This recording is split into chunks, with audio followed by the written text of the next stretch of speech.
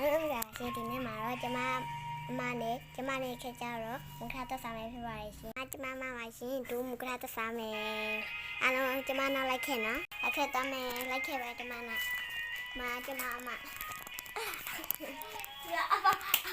အဖဒီနေကအရုပ်ဝယ်ခြင်းလို့လေအရုပ်ဝယ်လို့လေရတယ်ပေါ့နော်ဒီမှာချက်ပေါင်လေး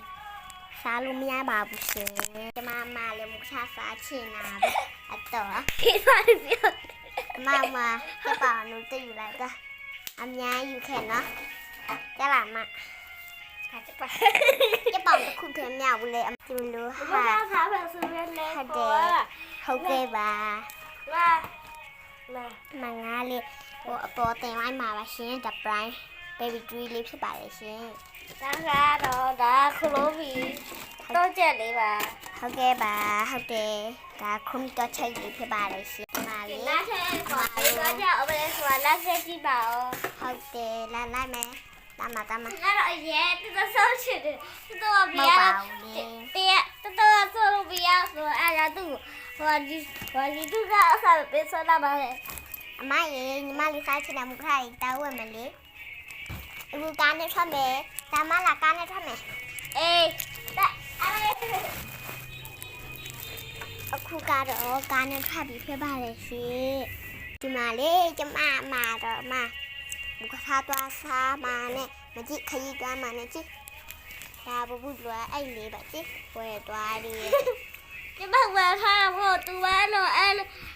ယူရှိတဲ့စလို့ဝယ်ပေးတာအေးရဘလောက်ဆိုအဲ့ဒါတမယူတာလားဟုတ်ပါဘူးလေအမရေအဲကျမဝယ်ထားလို့အမဝယ်ထားလေးကလည်းနော်ကျမလေးပြောဖို့ရည်တယ်ပြောပါအမအခုကျမတို့သွားပါပြီရှင်မှာပေါ့နော်ရတော့မယ်ဟုတ်ပါတယ်ဟိုကျမတော့ဘာပြောရလဲမသိဟိုကျမကကြည့်ရတာတော့ကျမလည်းကျမညီမလေးလည်းကျမမလေးလည်း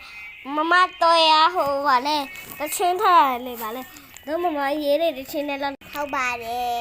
အခုကျမတို့မူထားတော့ဆောင်ကနေ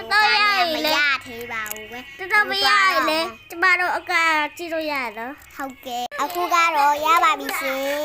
ကြည့်ကြပါမူထားတော့ဆောင်မယ်လဲအခုကကျမတို့မူထားထဲမှာပေါ့နော်မူထားဆိုင်ထဲမှာပေါ့ဒါသူများလေးသူများအိုက်ပေါ့နော်ဟုတ်ပါတယ်ရှင်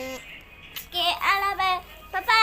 ကျေးဇူးတင်ပါတယ်ရှင်ကျေးဇူးပါရှင်တောက်ဆိုကြည့်ပေးကြပါဦးလေဟုတ်တယ်နောက်တစ်ပုတ်လည်းထပ်ဆောင်းမယ်အခုကြည့်